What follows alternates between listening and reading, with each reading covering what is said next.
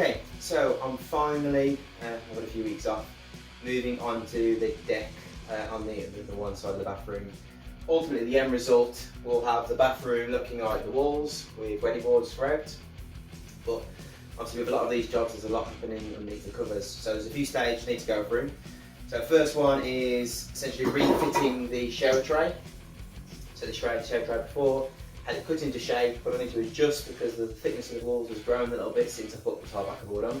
So that's going to be cut into shape and then fit nicely. Parallel to that, I'll also need to solve and weld my shower waste. So my shower waste and the reducer, and then that will be attaching to the pipe, which I've already worked and roughly towards that length. I need to readjust that as well. On top of that, what I'm looking to do is within the space in and around the shower, I need to also further support it. So there's some guidance in the instructions as well and some other YouTube videos.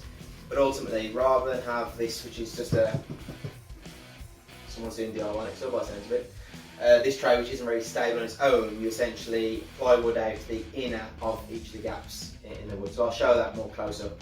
I might just do a quick video, show you what I mean by that. So I've got that to do, so there'll be a decent amount of woodworking. Once that's done, this is down, this is glued into place, and I've water tested it.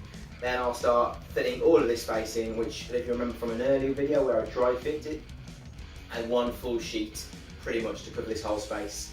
Once that's done, then I can get on with the water boards or the tile backer boards, to which I've got I think 6mm for this job. That'll cover this area.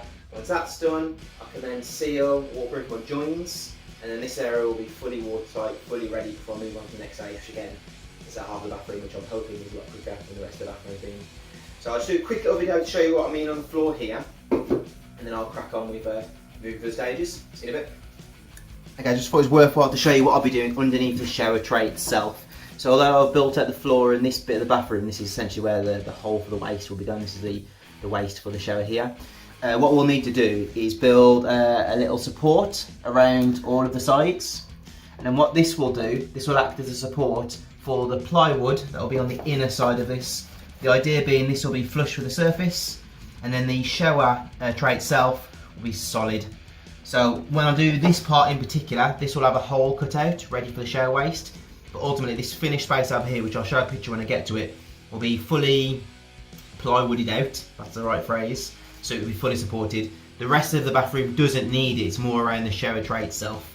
But yeah, this will be an activity in itself, getting this bit done.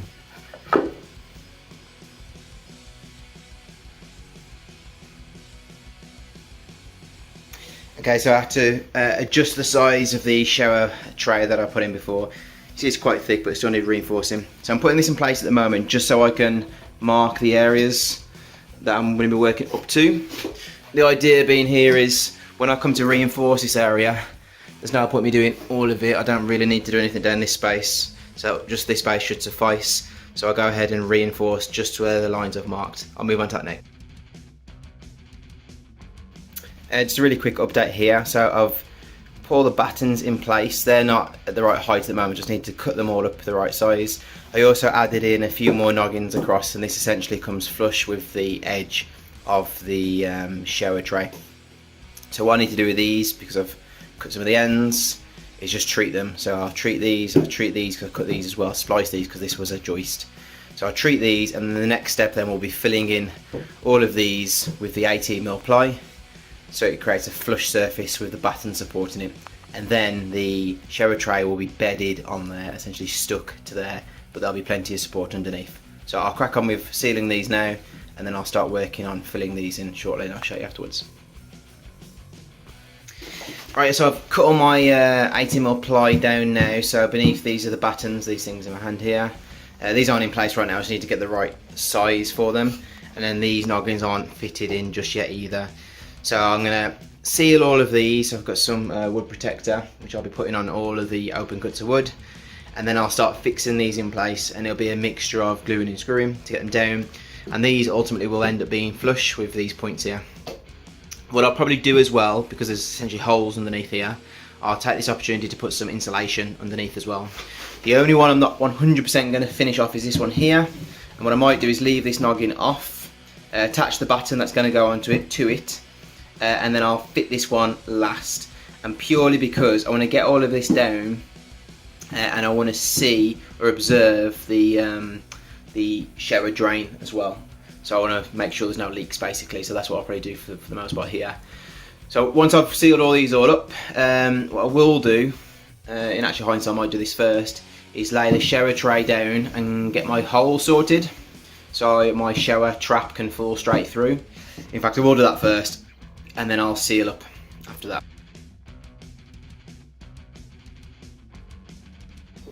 Just want to pause for a second. So I had to cut a pretty unique shape, I guess, for the shower waste in order to accommodate it. So the hole had to be big enough to account for the perimeter of the shower tray. There's like a metal lip around it, and then also the shower waste as well, hence it comes through here. So when I was cutting it, I soon realised that I probably planned it a little bit bad, where this could have been a bit bigger altogether. However, I was, as you can see, down to my last few mils in this space. Either way for the job, I would have been using arguably one of the best electronic tools that you would have, the oscillating saw, to cut through, and I did some filing as well. Nonetheless, this tool is super great, but the problem, and if you've got one you'll definitely find this, is the saw blades, depending on what you're cutting of course, tend to go really quick. So you find yourself getting through a pack, you know, fairly swiftly, so you might buy some budget ones instead, and obviously the same problem occurs. Even if you buy, this is a branded one, it still doesn't last too long. I suppose you could probably be a bit more delicate with it, and when it gets hot, leave it for a bit and then go backwards and forwards. However, the best trick I learned, I'm sure this is borrowed from brother-in-law, you might get it back, probably less than a tenner, 6-7 quid. Best tool though, what you want to do is, when you find you're starting to blunten the saw blades on the oscillating saw, is just take the triangle chisel, file, and just re-go over the blades, a bit more work than that of course. Ultimately bring them down to the point where they're sharp again. You know, this is a few quid as I say, and then this saw will keep on going. Yeah, you might lose some of these saws, you've got the measurements down the side, but if you're using the cutting you don't need the measurements necessarily.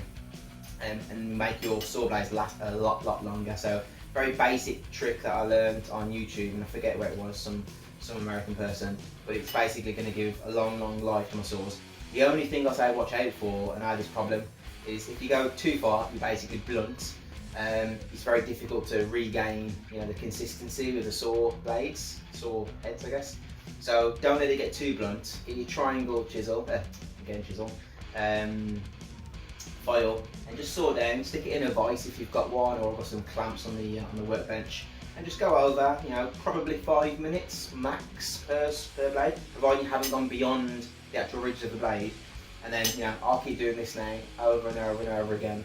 For the sake of this 6-7, less than a tenner quid product, this blade, which might have been a pack of 3 blades for, I don't know what it is these days, 15-20 quid, whatever it is, that'll last a lot longer. So yeah, little trick I learnt there, and it will make me save a lot of money with replacing these blades. See you in a bit. I was just looking at finishing off this particular part here, and I kind of feel this is a decent size. This is maybe 78 centimeters or so.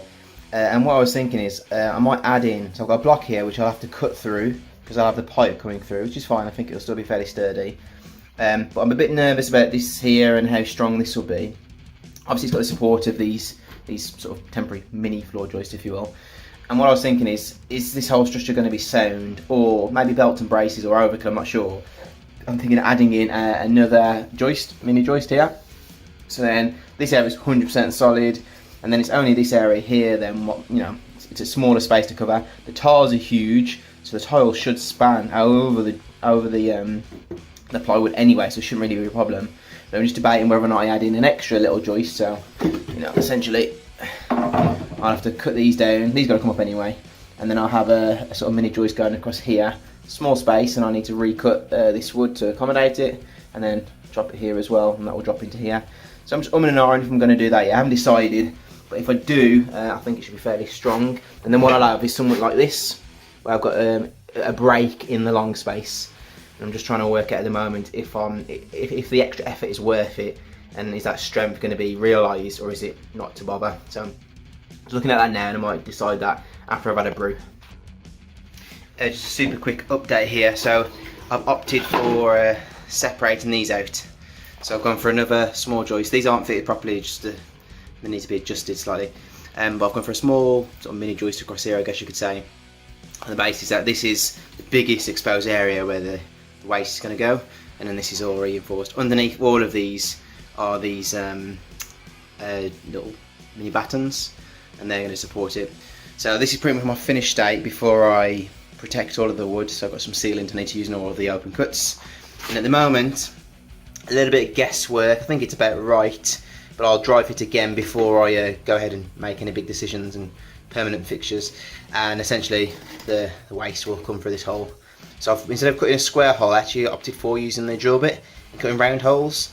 Part of me felt like that would be stronger. Not that it needs to be too strong, but ultimately I think that should do. So what I'm going to do now is whip up all these pieces of wood, because all the cutting I need to do now is done in this space, and I'll need to seal all of the open cuts on everything. I think for the plywood I'll seal that as well. It will take me about 10 minutes to do all of it. And when that's dry, I'll fix all that in place, minus this one. That one won't be fixed in place, along with the batten that's going to be on the other side of it, purely on the basis of I need to make sure there's no leaks. So I'll fit it all, leave this one open, and then when I'm happy there's no leaks, this will be the last piece that I fix on before I put all of the rest of the floor down on this side, which is one big sheet of plywood on this side.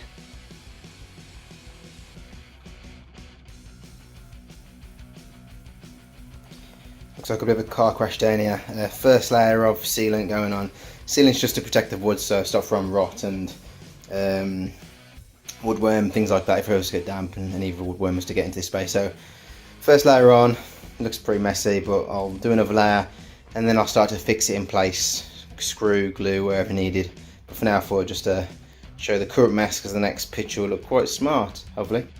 We'll just show a quick, it's not really a hack, it's nothing groundbreaking, but it's helping me. So ultimately these battens need to be the right height, so the piece of plywood that goes on top is flush. So it's a bit of a knack, I suppose, a bit of faff. You either got to hold it in place or wedge something or whatever it might be to get it to the right height. So when you put your plywood on top, you've essentially got, you know, a nice flat surface with the lips here. Although the adhesive you put on top is going to allow a few mil play. However, what I was finding actually, it's a lot easier if I sort of prop things up. So what I did is got the battens. I use some spare battens or whatever else, doesn't really matter. And then essentially these spacers you'd use for any other sort of spacing job really. So basically getting the right amount in depending on what it needs to be for the height of it, and then you can do a bit of a check and balance sort of as you go to make sure you're getting the right sort of height on each of these. Sorry for the bad camera skills, I'm trying to do this one-handed. And it's just helped me loads. I'm getting through this a lot faster than I would be if I was faffing around. Because the problem is, in each of these areas, the heights are different, so I haven't got a consistent, oh, I'll whack that underneath. So using an array of these, you know, all the different colours and different sizes, is the quickest way. I can just wedge them under, get the right height, screw this in, job's good, move on to the next task.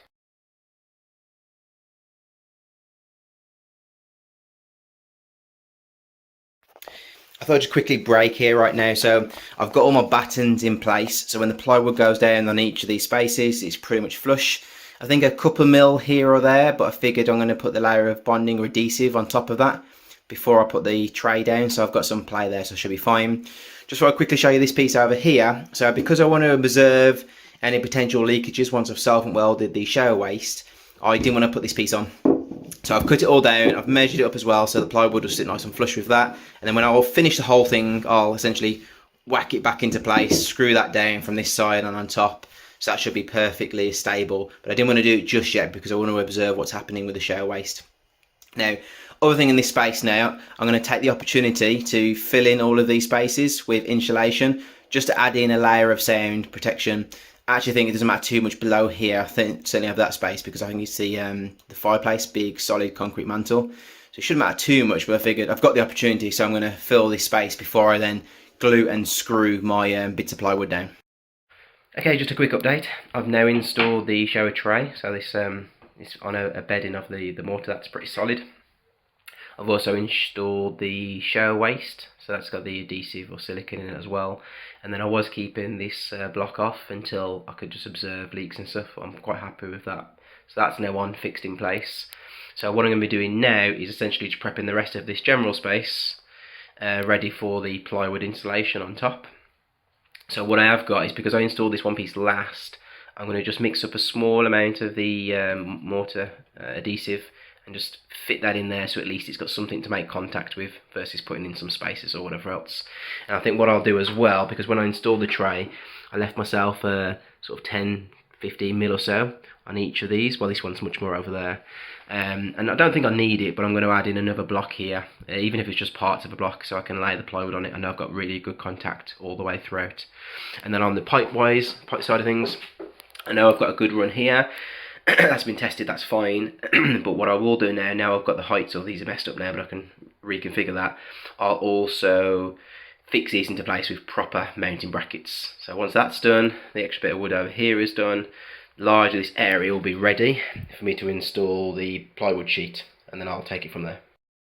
Okay, now I have the waste pipe clipped in. You can't quite tell, but there is fall on this. It's not dramatic, but I was quite tight with the space I had between the height of this without making this room too high, and then where I need to meet onto the waste pipe out here.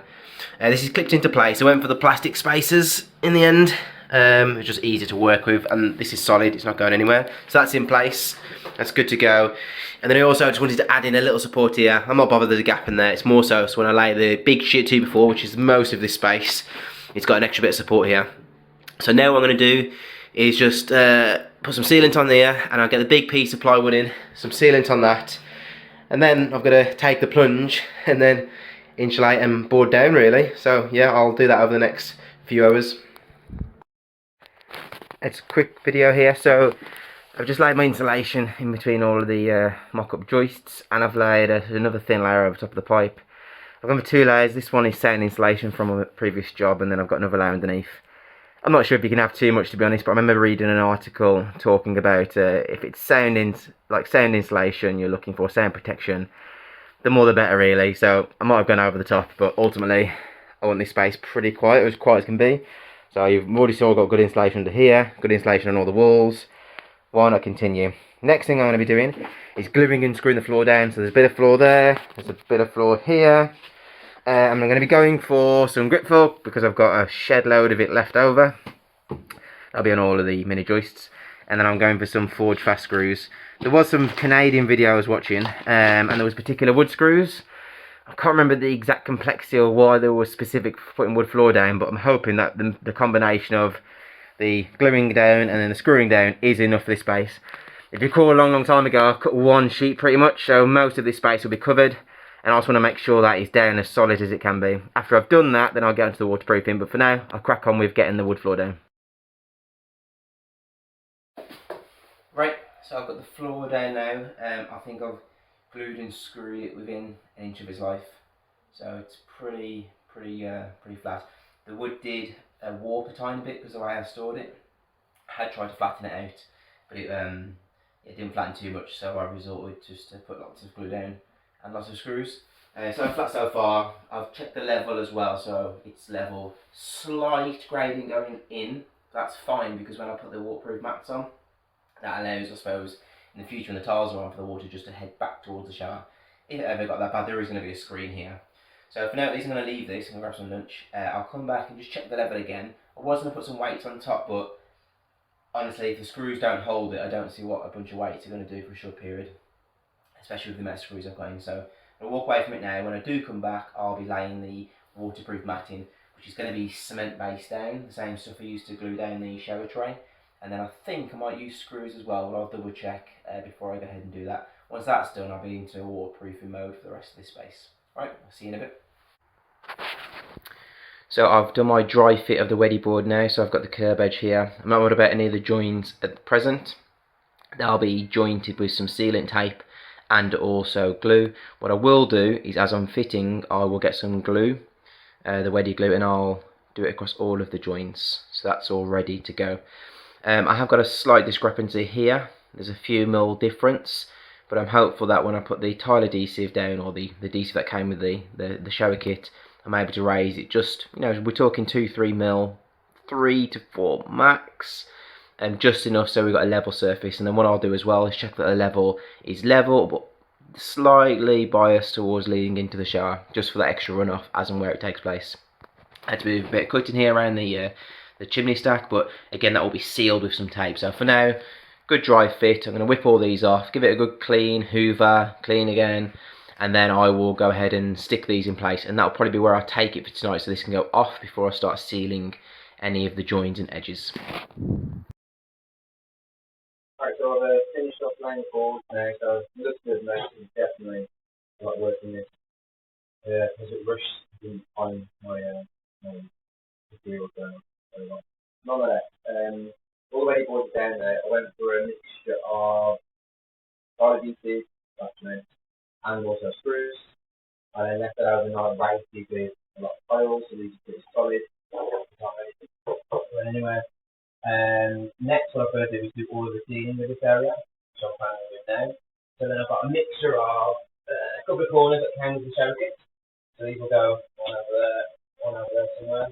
Then I've got a material. This will go across the back wall, back here, maybe a little bit over there. This here, which came with the kit. Once I've exhausted this material, I'll see what's left. And likewise, see what's left.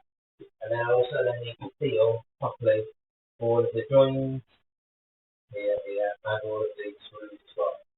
So I've got a mix of materials for that. So I'll go first with the 610.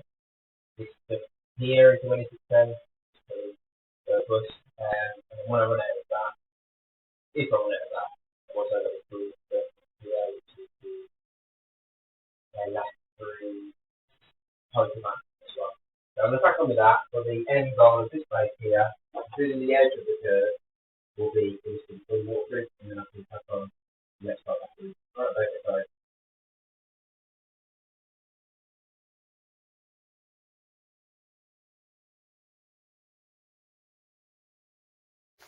Okay, finally about to wrap up on this job. I need to recall back when I actually started and what the goal was, because there's been so many different layers, but ultimately it was a close up, tidy up, seal up job for the most part. So the mini joists were in place, the area was set up and prepped for the shower base, the drainage was all measured out, and ultimately I was fitting it all back in so I could be ready to go to seal it up.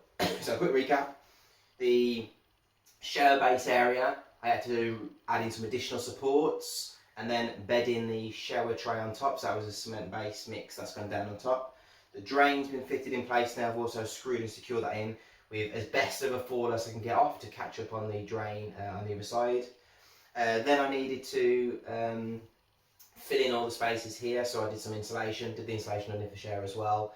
And then a big sheet of plywood, or a couple of sheets of plywood. Once that was down, and prior to that I had been treating all the woods as well, so they're all ready to go. The plywood down, once that's down, then I was putting my tile backer boards down. So I went for a mixture of the cement based tile mix and also screwing as well, so these are all solid. Once they were down, then I got ahead and used sealant, so I've gone for the wedi 610 for the core areas and all the joints with the jointing tape, the screws. And then next, before actually, I also put the tape I had with the shower kit, that goes all the way around the shower as well. I'll show some pictures of this a little bit closer. When that's gone off, that's a little bit tacky, I will go over with some 610 as well at some point before I then decide the tile. So that's pretty much it in this space now. All of this space here is ready to start installing now, so start installing tiles, the pipework's ready to go, things, electric's ready to go. So I can now begin to move out of this space, and the next job I'm going to do is a few loose ends behind camera. But most of the work now is going to be that side of the bathroom, be it some reinforcing of some walls. I've got a little bit of work done on the radiator, it's going to come off ready for tiling. The bath wall needs some work. I'm going to basically take the wall down, create a niche, and I'll decide which order I'm going to do those very shortly. But for now at least I can step away from this one and then move on to the next job. Thanks for watching, see you in a bit.